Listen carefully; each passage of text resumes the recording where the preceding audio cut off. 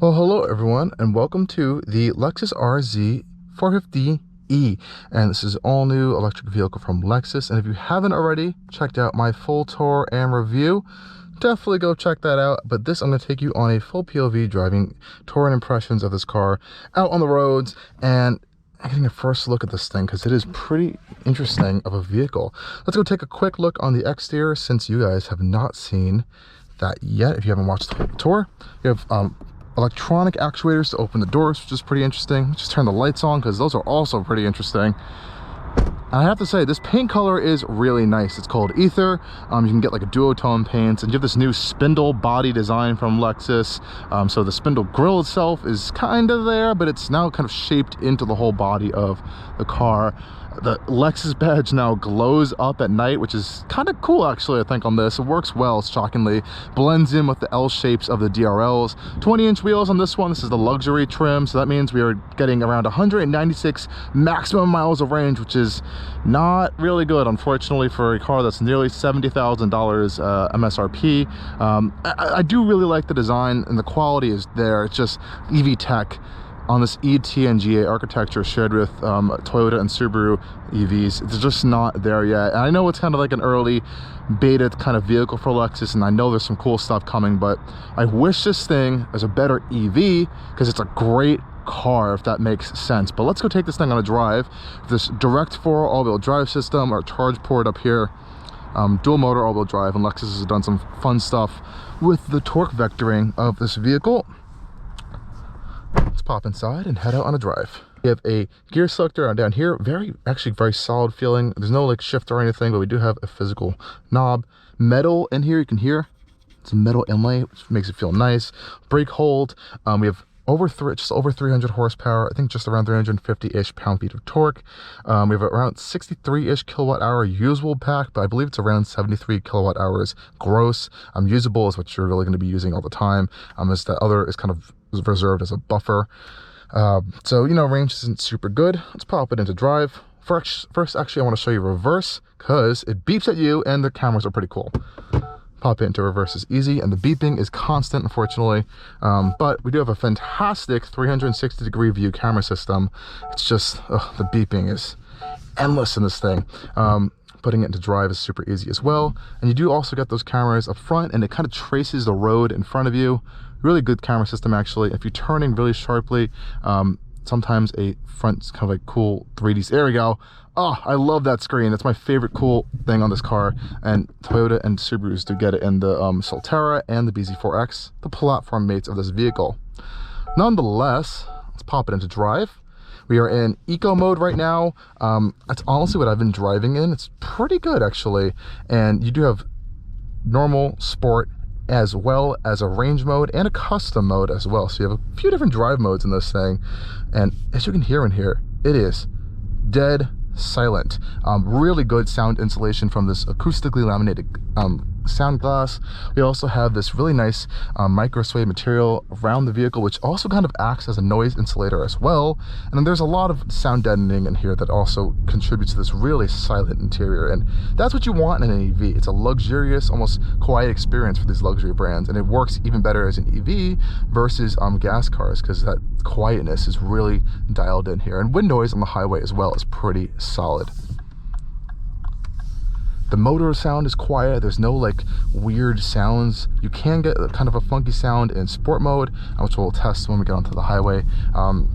Otherwise, it's a very just generally nice driving experience with the RZ. Nothing too sporty, nothing too soft. It's a good neutral blending experience. I wouldn't say it has like a lot of character, but here's still a little bit of that sound. Again, really quiet of a vehicle. And just subtle inputs of everything works well. Now the steering itself isn't light nor heavy. Again, very just neutral. It may be one of the most video gamey feeling steering racks I've felt in a very, very long time. I really have no idea what's going on with those wheels, really. It's kind of just like point and go, but it works well. Body itself is pretty neutral and controlled. You know, that battery pack keeps the center of gravity pretty low, and this brake torque vectoring dual motor all-wheel drive system works pretty well as well. Let's come to a stop here. And we do have auto brake hold, which unfortunately you do have to turn on every single time you get in and out of the vehicle. It doesn't stay on, which is a little bit annoying. It seems to be a Japanese vehicle thing, as I've kind of experienced that quite a few times on Japanese vehicles, especially Mazdas. This wireless charger has not worked the whole week. I don't know if the camera bump on the iPhones just doesn't like it, but it just never works. So I end up just putting the phone here or in the center console. I might just put it in my pocket, honestly, because I've been having issues with that. That's why I just used the USB-C ports right there. This display is really quick and responsive to use, though. I really do like that. It's easy to use while driving, as it's pointed to the driver as well. Here you can see your different drive modes. In sport mode, you do get a little bit of a red cluster here in the center. Range mode does limit you to 63 miles an hour if you're using the adaptive cruise system, which is really interesting. I guess it's trying to, help you keep in that good range zone. Press close there. Head onto the highway. Now it has, like I said, just over 300 horsepower. And it's pretty peppy, actually. It's an EV, so you get all that instant torque right away. And here is where you get that kind of cool sound coming on there. In sport mode, it's just a little bit amplified. It's still very subtle and quiet. It's nothing annoying, which I do quite like.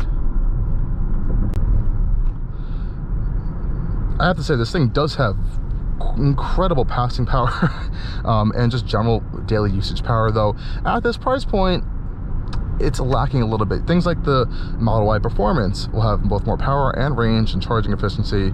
Even the Genesis GV60, for example, Volvo C40, just to name off a few, all are just better EVs as general. But this is a good Lexus car. Again, EV, it needs some work. Getting up to highway speeds is very easy in this thing, no problem whatsoever. Again, not a lot of good general usage of power, and it comes on strong. In sport mode, accelerator is just a little bit more touchy than in the normal modes, but it works well. This person is flying next to us. And these are all new sounds for Lexus as a brand. I'm going to pop it back into eco mode again. These are new sounds they've developed for this car and I guess for their future EVs, and they work pretty well. So on the highway, how is the RZ? Again, really quiet. It's nice and quiet in here. But I have to say, this new Lexus Safety System 3.0 is really, really good. So what you do is, all you can do is pop it into cruise control. And again, if you didn't see my full review, you'll see that all these buttons really don't have any kind of indication of what they're doing. It all comes up in the heads-up display. So they're like kind of touch sensitive for your finger. Then you press down on the actual button to like accept the command. So I'm going to pop it into adaptive cruise mode is on, and it does everything. You have lane keep assist, you have lane departure warning and all that other stuff. You have, of course, the radar cruise and the distance control. It also even has lane change assist, so I can pop a left here, and it works sometimes, not all the time, but it does have lane change assist, so it'll kind of merge you into a lane when it feels like it's comfortable to do it. I don't want to pressure it, but it does do it when it wants to, and it's okay. It's kind of a gimmick. A few new cars have it these days, but it's just there to have it, I guess. The just general cruise control itself works fantastically. Speeds are fine. It does good on following distance as well. And again, it's very quiet even at highway speeds. And this one does have an adaptive suspension now, and that really sets it apart from its platform mates. So it can kind of adjust itself depending which mode you're in. And now you can see over here you have a driver monitor, which you are actually able to turn off, which I did because it was very nitpicky. Like, even if I just touched the infotainment system, it started beeping, like beep beep beep beep beep. So I was like, I can't take this. I'm a very attentive driver, so I'm going to keep it off. Though it does have a traffic jam assist, which means it will come to a full stop and start, and that you actually do have to look forward for, otherwise it won't keep going forward. But that's a pretty cool feature, though. And yes, these are essential for kind of true hands-off systems as well coming down into the future. So it is good that automakers are playing with these infrared cameras. I want to get to a point where this lane change assist does work, but it's a little finicky sometimes. Let me see. No, I didn't want to do it again. Okay, when it wants to do it, it'll do it, but it does work. It'll kind of like move you into the lane and center you. It'll be nice and set. Now, the one issue with this car, like I said, though, is on the highway is range, and it kind of zaps through stuff really quickly. 2.9 or 2.8 miles per kilowatt hour is good, generally.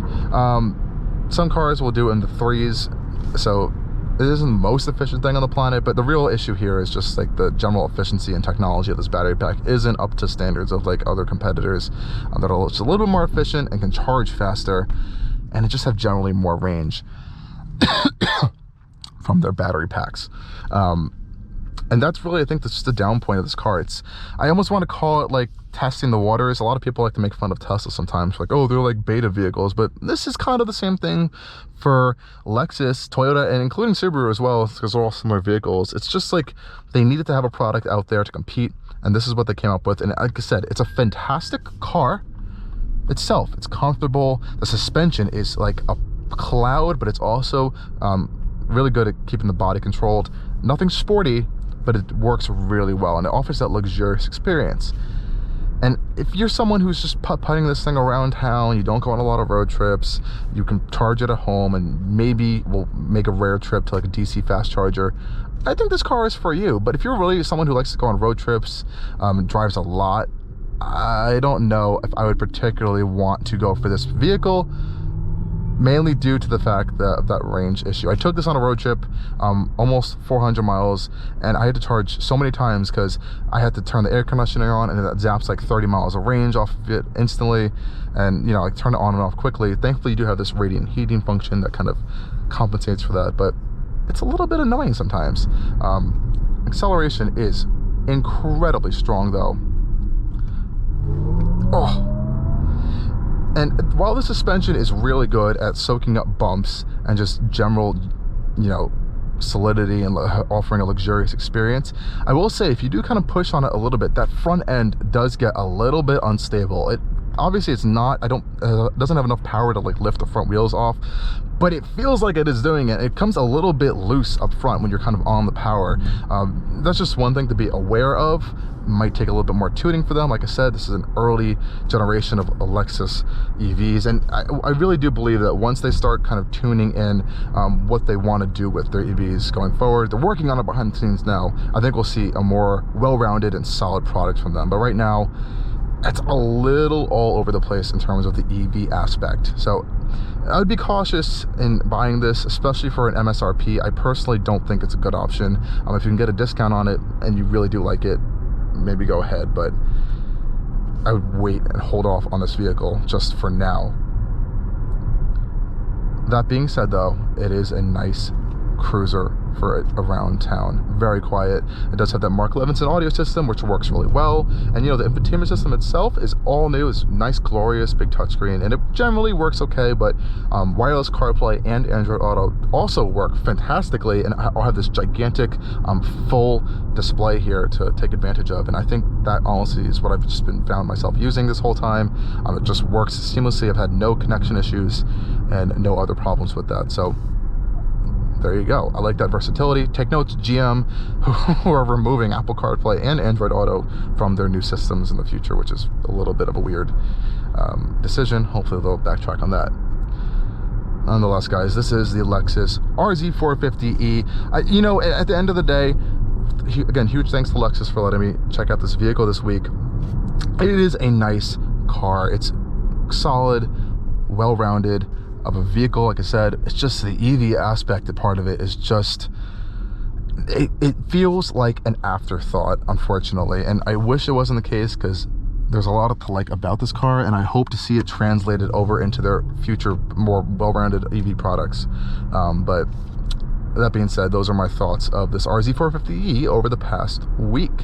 Anyways, guys, thank you again for joining me on yet another video over at Allcarnews, and make sure to follow us on all major social channels at Allcarnews with 2 and or 3 L's, depending where you are, and stay tuned for what's coming soon.